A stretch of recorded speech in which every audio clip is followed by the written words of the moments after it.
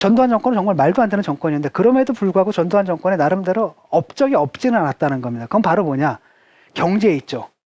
그러니까 국가주도 경제를 시장 위주의 경제로 바꾼 게 또한 전두환 시절이에요. 그러니까 시장을 자유화한 거죠. 그래서부터 이제 권력이 슬슬 시장으로 넘어가기 시작합니다. 모르겠습니다. 본인이 그러더라고요. 나는 아는 게 없어가지고 그 관료들 시켰다고. 박정희는 아는 게 많아가 자기가 하려고 했는데 나는 별로 아는 게 무식해서 관료들 시켰다는데 어쨌든 그 적합한 거였습니다. 관료들이 필요한 개혁을 했다는 겁니다. 그 다음에 뭐냐면은 문화적으로도 굉장히 자율화를 했어요. 그때 이제 아마 기억날 겁니다. 문화적으로 우리가 굉장히 풍요로워졌거든요. 3S 정책이라고 있어요. 뭐냐? 섹스, 스크린, 스포츠. 그래서 프로야구들이 막 프로 구단들 있죠. 프로축구, 프로야구 이런 게 막 만들어져요. 스크린에서 막 갑자기 남자가 여자가 하는 그 야동 같은 이런 영화들도 막 걸립니다. 자율화라는 걸 했는데 정치 체제만은 아주 포괄적으로 했어요. 아마 여러분 기억나실 겁니다. 수많은 사람들이 죽었습니다. 그때. 광주를 알리기 위해서 우리 친구들 수업 다 끝나고 방학 끝나고 나면 안 돌아와요. 강제 징집된 겁니다. 녹화 사업이라 그래가지고 보안사 끌려가서 의도맞고 반성문 쓰고 이러다가 의문사한 애들이 몇십 명이에요. 못 돌아온 거죠. 그 다음에 아시죠? 박종철 군 고문치사 사건. 끌려가서 고문받아 죽고. 이게 엄청나게 포합적인 체제인데 문제는 이게 서로 안 맞는다라는 거예요. 정치, 문화 이런 것들은 뭡니까? 경제하고 문화는 자율적인데 정치만 포괄적인 게 맞겠어요? 안 맞겠어요? 당연히 그 불만들이 터져나오는 겁니다. 학원 자율화 시켰죠? 그러니까 거기서 완전히 그냥 학생운동이 전국적으로 번져나가요. 그때 무섭게 번집니다. 이러니까 그냥, 졸업정원제라서 원래 생각은 뭐냐면 대학생들을 갖다 2배로 뽑아. 그러니까 졸업할 때 반만 보내는 거예요. 그럼 이것들이 대모 못하고 공부하겠지? 그랬거든요. 웬걸 2배로 뽑아놓으니까 병력이 2배가 됐네. 이러다 보니까 결국은 이제 87년에 그 박종철 고문치사 사건이 있었고 이한열 군 사건이 있었죠. 그래가지고 60항쟁이 일어납니다. 100만이 나와서 데모를 하면서 드디어 군부 독재라는 게 이제 무너지게 되는 겁니다. 그 후에 등장한 게 6.29 선언으로 등장한 게 노태우 체제인데 노태우 체제 같은 경우는 그렇기 때문에 사실은 애매모호한 과도기였다고 봐요. 군사정부에서 민간정부로 넘어가는 과도기라고 볼 수 있습니다. 왜? 이 본인은 사실은 쿠데타에 참여한 군사독재 그 일원이잖아요. 하지만 이분이 대통령 된 건 합법적으로 됐거든요. 쿠데타는 불법이지만 뭐예요? 선거는 합법이었단 말이에요. 그러니까 과도기였습니다. 이분이 사실은 뭐 별로 한 건 없지만 그래도 업적으로 꼽을 게 있다면 그건 뭐냐면 북방정책이라는 걸 썼어요. 그때 소련하고 막 외교를 두고 막 이랬거든요. 우리는 그때 소련하면 공산주의 종지국이잖아요. 상상이 안 되는 거죠. 막 외교 두고 뭐 차관도 주고 하면서 우리가 갖고 있었던 냉전적 사고방식을 상당 부분 완화시켜 준 거. 그 다음에 또 나는 보통 사람이에요 이러면서 자기 대통령에 대한 풍자를 또 허용했습니다. 이런 부분들은 우리가 업적으로도 나름대로 볼 수가 있는 거죠. 그 이후에 등장한 부분이 누구냐? 바로 이제 YS죠. 김영삼 대통령인데 김영삼 대통령 조금 불쌍해요.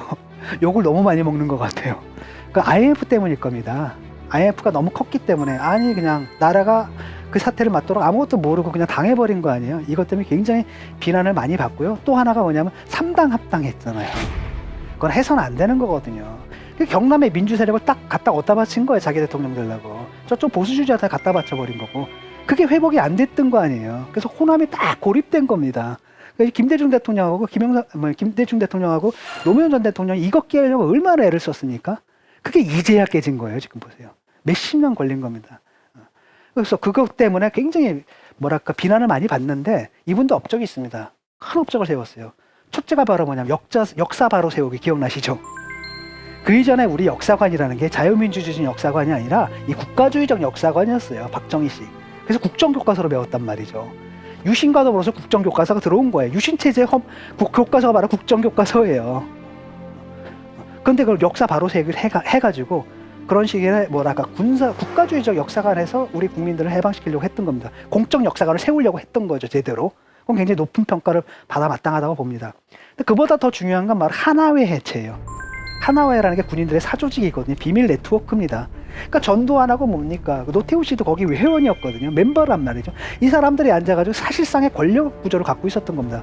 군대를 실질적으로 움직이는 힘이에요. 그리고 대한민국은 뭐에 움직였습니까? 군대가 움직였잖아요. 이걸 잡게 되면 군대를 움직여서 어딜 잡는 거예요? 대한민국을 잡는 거죠. 이걸 그냥 확 해체시켜버렸습니다. 그러니까 다시 말하면 이제 쿠데타가 불가능해진 거예요. 군사 쿠데타가. 그러면서 한국의 민주주의가 비가역적이라 하죠. 다시 돌아갈 수 없는 그런 과정으로 만든 거. 그건 정말 위대한 업적입니다.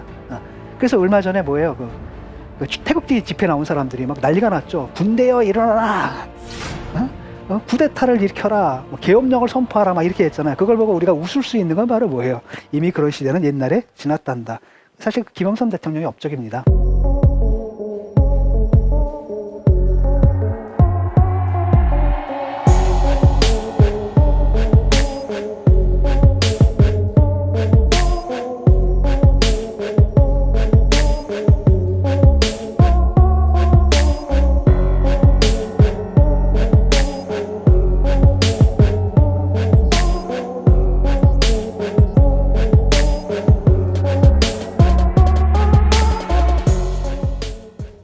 세 번째는 뭐냐? 금융실명제예요. 그래서 지금 우리가 다 잡아내는 겁니다. 정치가 투명해지고 경제가 투명해질 수 있었던 것은 바로 그 금융실명제 덕분에 우리가 이걸 할 수가 있었던 거죠. 그 다음에 세금 문제라든지 납세 문제라든지 투명해질 수 있었던 것. 우리가 나름대로 선진국으로 가는데 꼭 필요한 개혁들을 김영삼 대통령이 했는데 너무 저평가받는 것 같아서 너무 안타까워요. 그 부분이. 그 다음에 이제 이어지는 게 바로 김대중 전 대통령이죠. 김대중 전 대통령의 굉장히 많은 업적들이 있는데 일단 가장 큰 건 IMF 체제를 극복해낸 거잖아요. 그렇죠. 그게 사실 불행한 체제였어요. 사실은. 왜냐하면 김대중 전 대통령이 IMF 체제를 극복하는 과정 속에서 IMF의 요구를 받아들일 수밖에 없는 게 있었거든요. 근데 그게 이제 그분의 경제 철학하고는 좀 안 맞는 부분이 있었어요. 받을 수밖에 없었던 부분이 있었던 거죠. 그런 게 있었고 진짜 위대한 건 남북 정상회담. 남북 간의 긴장 완화한 거 있잖아. 우린 냉전적 이게 가능하려고 생각을 못 했잖아요. 근데 그걸 해냈단 말이죠. 그리고 어떻게 해냈냐면 이분이 평생 동안 무슨 소리 들었습니까? 그놈의 빨갱이 소리 들었잖아요. 그런데 그냥 그 비난을 받아오면서 끝까지 자기 원칙을 갖다 관철시켜서 해내잖아요. 이거 정말 위대한 업적입니다. 그래서 그 업적이 뭐냐면 이제 그 수평적 정권 교체가 가능하다는 걸 또 보여준 것도 중요한 업적이에요. 옛날에 사실 우리는 그랬거든요. 우리가 혁명론을 얘기했던 건 대한민국에서는 이거 안 돼. 저놈의 보수 정권 끝장을 낼 수 있는 길이 없어. 합법적으로는. 그렇기 때문에 뭐밖에 없어? 봉기하고 혁명밖에 없어. 이렇게 생각했단 말이에요. 그래서 굉장히 급진화돼 있던 거죠. 그런데 선거를 통해서도 정권이 교체되는 이걸 보여준 거잖아요. 그 순간에 뭡니까? 운동권 사람들이 이거 우리가 생각 잘못한 거 아니야? 그래서 이제 만들어진 게 진보 정당들이에요. 합법 정당으로 쭉 들어온 거죠. 그런 게 있고. 근데 이제 한계도 있었습니다. 한계는 바로 뭐냐면 일단은 IMF 체제에서 이른바 신자유주의 시스템을 상당히 많이 받아들였단 말이죠. 그게 사람들의 먹고 사는 문제들을 굉장히 어렵게 만들어 버립니다. 그 김대중 대통령은 아주 철저한 민주주의자였지만 사실 당 운영은 사실 민주적이진 않았습니다. 카리스마라는 거고 카리스마에 의존했죠. 그러니까 추종자가 있었던 분이에요. 반면에 노무현 대통령 추종자가 있었던 게 아니라 팬덤이 있었어요. 다르죠, 굉장히. 김대중 대통령이 사실 준비된 대통령이라고 하셨잖아요, 자기를. 이게 맞는 말입니다. 어떤 뜻이냐면은 그분 대학도 안 나왔잖아요. 완전히 독학해가지고 자기의 정치 철학과 자기의 경제 철학을 만드신 분이란 말이죠. 그분이 그러니까 리콴유랑 그 아시아적 가치 논쟁을 했던 분입니다. 근데 경제 철학도 아주 분명하신 분이거든요. 그래서 뭐라 그랬냐? 그 당시 아마 기억나실 겁니다, 여러분. 지식 기반 경제란 말 기억나세요? 지식 기반 경제가 바로 뭐냐면 경제의 토대는 이제 지식이다라는 거예요. 물질이 아니라. 그러니까 물질적인 상품이 아니라 지식 있죠. 즉 정보가 더 중요하다는 얘기입니다. 그분이 이제 뭘 본 거냐? 한국 사회가 어디서 어디로 나가는 거야? 산업화 사회에서 어디로 이제 정보화 사회로 넘어간다. 그걸 정확하게 보신 겁니다. 그래가지고 벤처 사업을 했어요. 굉장히 벤처를 촉진하는 정책을 냈잖아요. 물론 돈 엄청나게 뿌리고 그 돈 중에 일부는 이제 먹고 튀는 사람들이 있잖아요. 그래가지고 부작용도 상당히 컸습니다. 그럼에도 불구하고 벤처를 키웠기 때문에 뭐가 되냐면 10년 동안 먹고 살 먹거리가 생긴 겁니다. 우리가 생각하는 대표적인 인터넷 기업들이 그때 다 생겨났다는 걸 한번 생각해 보세요. 한국 경제가 그렇게 정보화 사회로 확 넘어간 겁니다. 노무현 대통령이 그걸 이어받은 거예요. 노무현 대통령 업적은 바로 뭐였냐면 거기에 맞는 커뮤니케이션 시스템을 만든 겁니다. 소통 구조를. 이분은 사실은 자타가 공인하는 인터넷 대통령이었어요. 전 세계에서 인터넷으로 대통령으로 당선된 최초의 인물이에요. 그분이. 텔레비전으로 당선된 최초의 인물이 케네디였잖아요. 인터넷 덕분에 대통령이 될 수 있었던 최초의 인물이 바로 누굽니까? 노무현 대통령이에요. 그분은 인터넷 덕분에 바로 뭐가 된 겁니까? 민주당의 후보가 될 수 있었고 인터넷 덕분에 노선화 활동이죠. 그것 덕분에 뭐가 될 수 있었던 거야? 대통령도 될 수 있었던 거고요. 그 다음에 청와대 지원 시스템이라서 청와대 결제 시스템은 서류가 아니라 다 전자로 자기가 프로그래밍을 하셨어요. 그거를.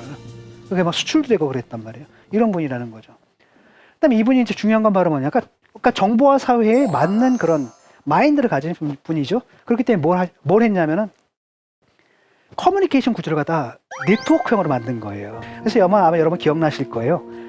그 검사들하고 평검사들하고 계급장 뛰고 텔레비전 앞에서 토론하는 장면들 기억나실 겁니다. 그때 이제 사회가 굉장히 많이 수평적으로 변했어요. 제가 방송할 때인데 어떤 일이 있었냐면 CP가 한탄을 하는 거예요. 아, 요즘 정말 우린 정말 불행한 세대라는 겁니다. 왜 그러냐 했더니 우리가 PD일 때는 딱 어디로 가, 어디 부서로 가. 그러면 예, 알았습니다. 복창하고 딱 그 부서 가서 배치됐대요. 근데 요즘 PD들한테는 어떻게 하냐면은 여러분 가고 싶은 부서를 갖다 1지방, 2지방, 3지방 적어내세요. 그걸 다 받아가지고 그걸 갖다 반영해서 해주면 또 찾아와서 따진다는 거예요. 그러니까 우리는 뭐냐라는 거예요. 옛날에 우리 시키는 대로만 했는데 이제 지금 애들 좀 시키만 하니까 애들이 와서 따지더라. 그때 그걸 보여주는 겁니다.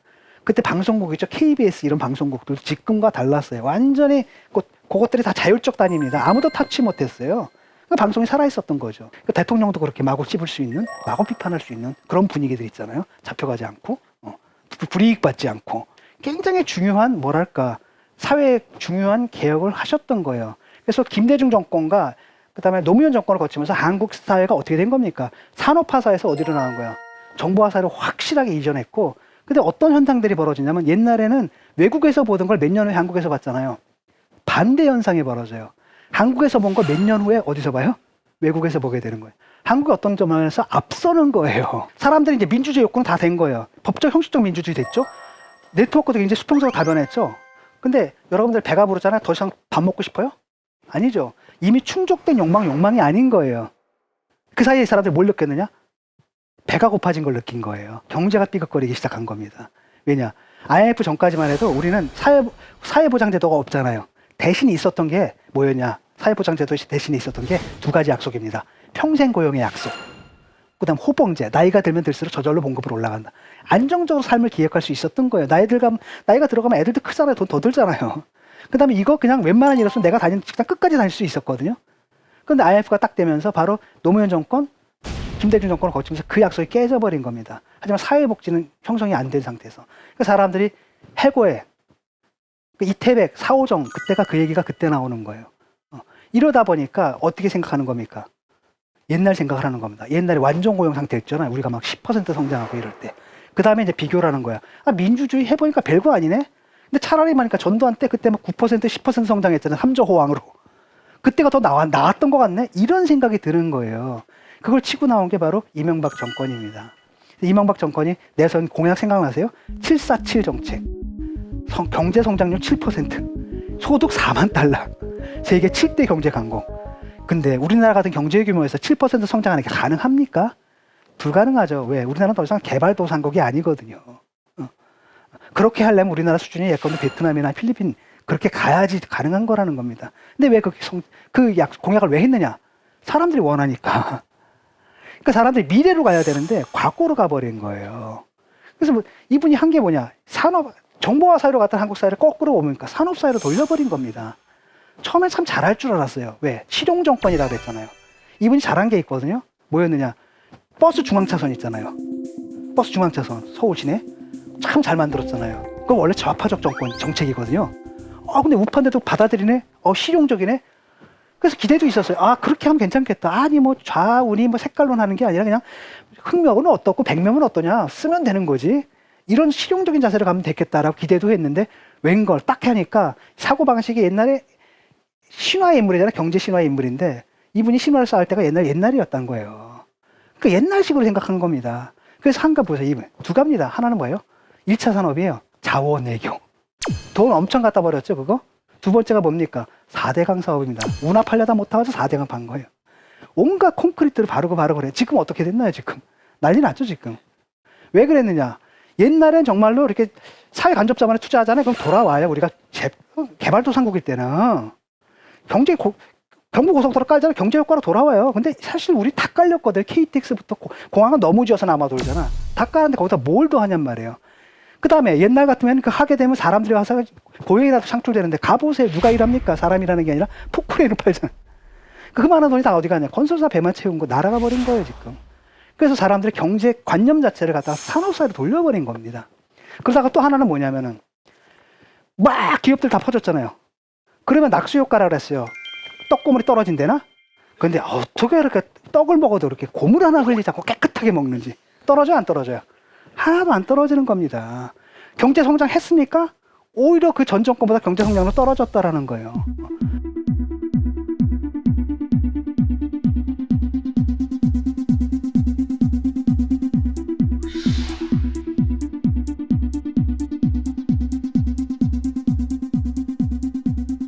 사회가 어떻게 됐느냐? 이분이 뭐라고 생각하면 자기는 CEO예요. 국민은 뭐냐? 직원입니다. 그러니까 니들 내 말대로 하면은 나라 잘 될 거야. 이 생각을 갖고 있는 겁니다. 그러니까 민주적인 소통 구조가 깨져버린 거예요. 국민의 정부와 참여정부의 성과다라는 걸 상당히 무화시켜버렸죠. 없애버린 거라는 겁니다.